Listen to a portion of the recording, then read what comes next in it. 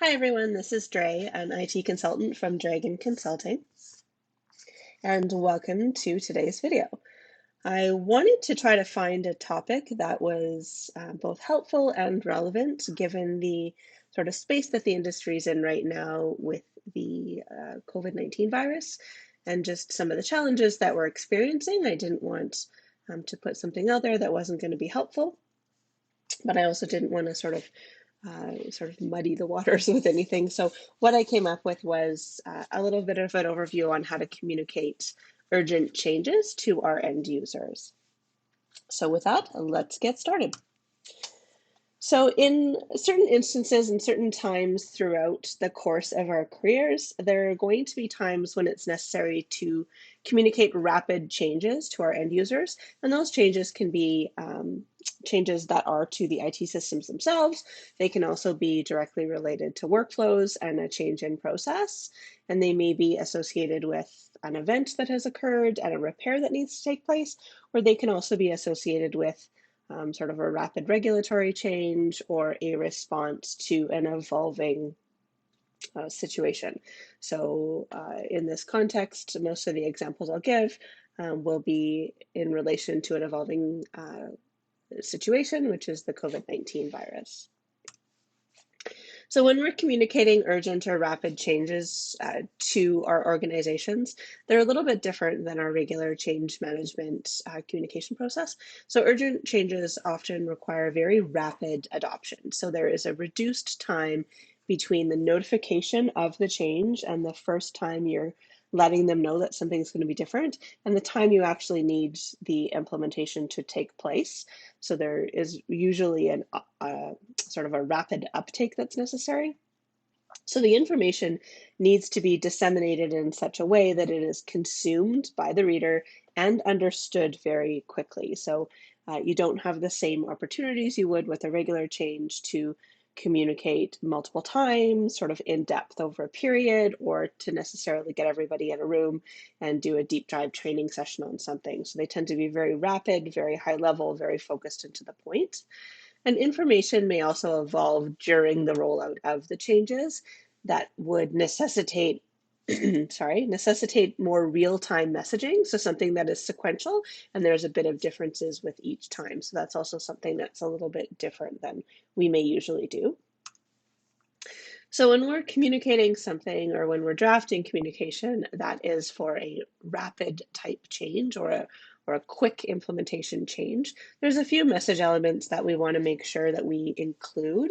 And if we leave any of these out, we can open ourselves up to confusion or to sort of misunderstandings, and we may not get the general understanding and uptake that we're looking for.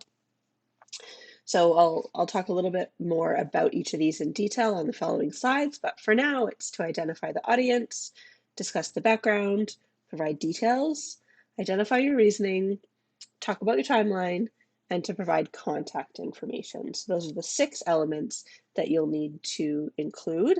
I have put them in the sequence that I find them to be most beneficial for, so or most effective, I guess would be a better way to put that.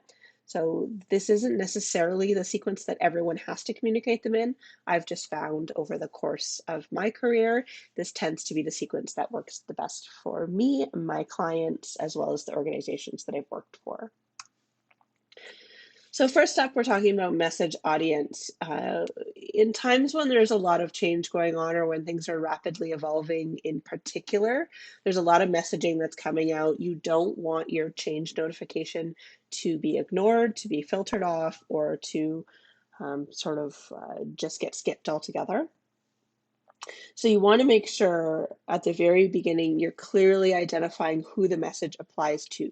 So you're letting the reader know whether they need to continue reading or not, and if this is something that is targeting them from an information perspective. So you want to make sure that when you're identifying the audience, it includes all the end users who will need to do something differently.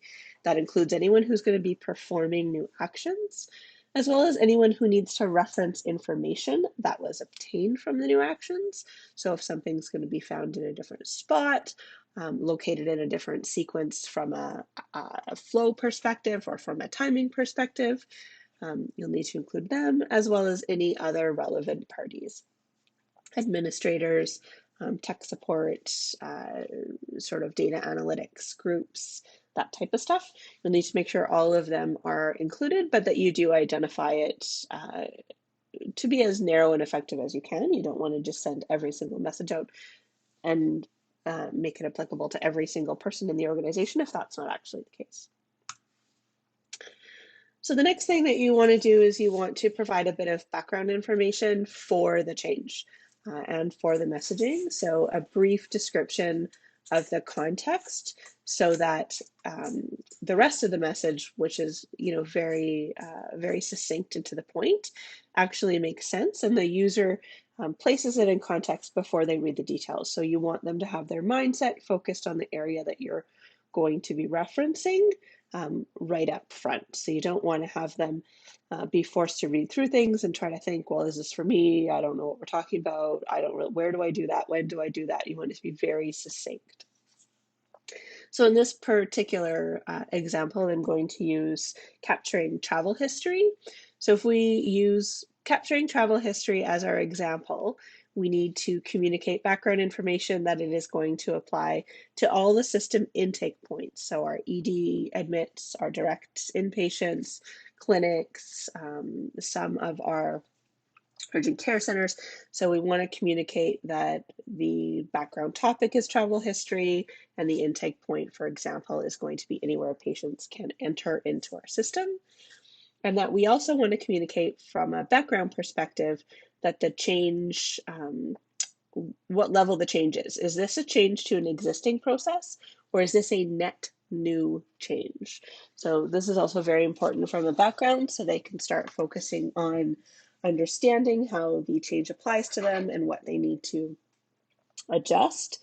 If it's net new, your users are going to expect a little more information, maybe some links off to some additional documentation. If it's an existing process, they're going to want to understand from a detailed perspective that change in context of that. So change details, you will want to provide detailed information, as detailed as you can be while still remaining succinct and brief, on the change that is required.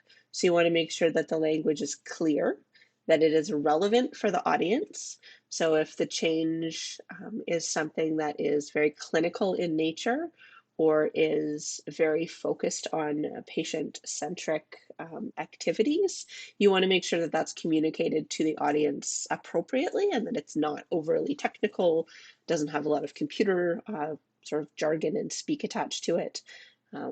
Similarly, if you're talking about a change that is targeted at your registration staff, you want to make sure that the language, the structure, and the details that you're providing is relevant to that group. So keeping with our same example of capturing the travel history for patients coming in, we would want to identify that the area the change applies to is all of those intake points, and specifically with intake or triage notes, any order items or admit items that we're looking to capture at that point. Perhaps there's a change to some of the clinic structure or to some of your handoffs, so your SBAR communication, things like that. So you'll want to go down a little deeper from a detail perspective, but make sure it still stays in the context that you described in your background. So with the change details, you need to describe the relevant current workflow. So narrow in on the very specific point in the workflow or the actions in the workflow that are relevant, especially if it's a change to an existing process. If it is a net new change, you'll also want to focus on where it should be placed in the workflow or the recommended placement in the workflow.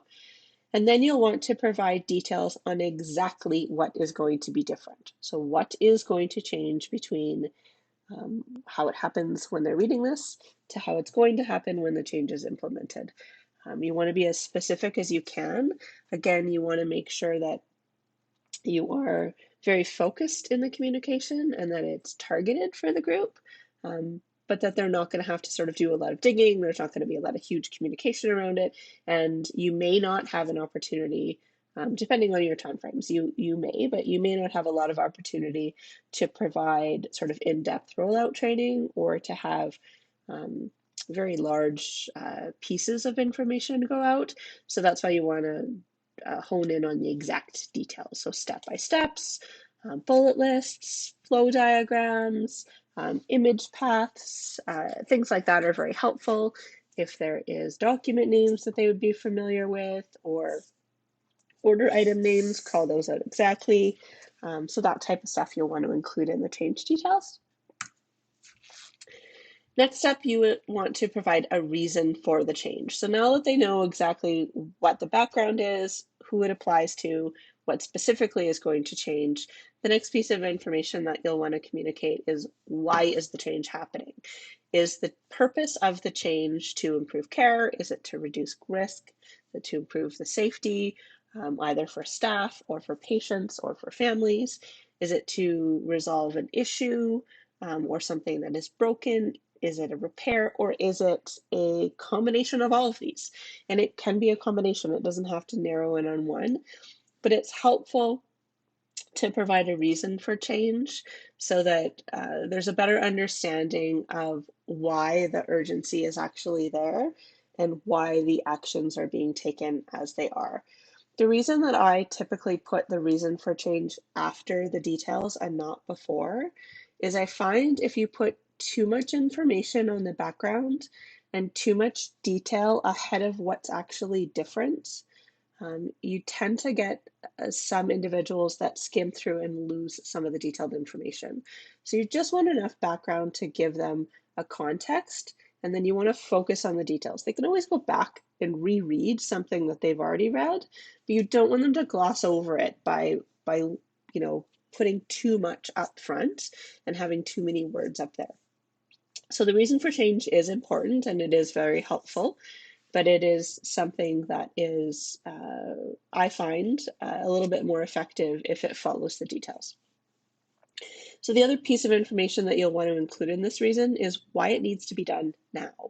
So one of the things that you'll find with adoption of urgent changes or rapid changes is that the adoption levels tend to be a little more challenging if they don't understand why it needs to happen at the moment and why it's being done in such a quick manner.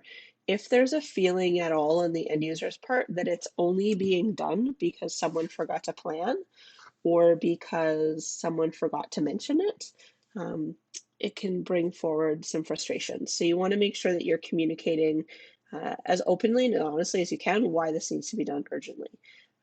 So what is the focus of it, and sort of why the actions are being taken now with minimal turnaround. Next up, you'll want to communicate information on the timeline, and that includes detailed information on when the change is going to take effect. So hopefully you're notifying them somewhat in advance. It may not be a long period in advance, but it should be ahead of time. And you'll want to communicate when that actually is going to take place and include it in that, whether it's going to be a big bang, as in everybody discovers the change all at once, or whether it's going to be rolled out to certain areas at certain times. So is this something that is going to evolve over time, or is it going to be sort of a one and done? You need to make sure that that's included. You'll also need to, from a patient care and a documentation perspective, identify if there's any retroactive timing requirements. So when the change occurs, hospitals are 24/7. So you'll need to communicate if there is a need for following the new workflow or documenting against the new piece of information from the point it's implemented forward. So do you capture travel history on all of the patients who come in after the change is put in place? Or are you also asking for the staff to go back and capture and document the information for everyone who is present in the facility? So for the emergency department, for example, if you implement the change, say at 10 p.m., you want to know if it's just for anyone who comes in from 10 p.m. on, or whether you also need to go back and retroactively capture information on anyone who's in the department. in very rare instances, there also may need to be a change that is documented retroactively for a day or two. So patients who have been discharged already, but that doesn't happen very frequently with these rapid changes. You'll want to communicate from a timeline perspective if it's permanent or temporary. And if it's evolving, one of the most important things to communicate for timing is when they should anticipate the next message from you. So if you're going to be communicating and changes are rolled out, when should they expect to hear from you again? So finally, at the conclusion of your communication, one thing that you want to make sure that you always have is contact information for the message recipients to reach out should they have any questions, concerns, or feedback. Um, so these can be to improve care, they can be to improve the messaging, but you want to make sure that you're actually providing them with the right information from a contact perspective of who they can reach out to and how they can filter that information back to you. So make sure that there's individuals identified to respond to the contact. So there's nothing more frustrating than an urgent change being rolled out with contact information and someone has a question and then it goes off into the abyss. So if you're expecting an urgent response from your recipients, then you need to have someone on the other end to urgently respond to questions that they may have. Those individuals need to have the knowledge of information or individuals to point your querying individuals to. They need to understand the urgency behind it, so they will need to respond quite quickly. And there needs to be an escalation path for them to follow should one of the questions or concerns or pieces of feedback be something that they're not able to answer themselves. So just some final thoughts. So the slides that I've gone over, it might seem like a whole lot of information, and how am I going to get that into a brief and succinct communication to send out? What's that going to look like? It's actually not as overwhelming as it might seem. Sort of once you try to break it down and you just look for the key pieces of information. So what's the very targeted, relevant detail, but minimal way to communicate what I need to communicate. It often can be done in a single page. The email is typically not something that is super long. You also can link off to other attachments if there's a need for that. But it seems like a lot of information to include, but those 6 things can actually be quite succinct. So you want to consider your message having multiple communication methods. So especially if something needs to be implemented wide scale very rapidly, you want to communicate as often as you can in as many methods as you can. So relying on a single one puts you a little bit of risk of people missing it. So options are emails, flyers, briefing calls, having people do rounding, sort of in-person checkups, that type of stuff. But multiple communication methods are better than just a single one. You also want to make sure that any of your communication has a short but effective title and subject line. So a lot of emails, a lot of flyers, a lot of posters, a lot of meeting invites. It is the actual subject line or the title line that draws people's attention.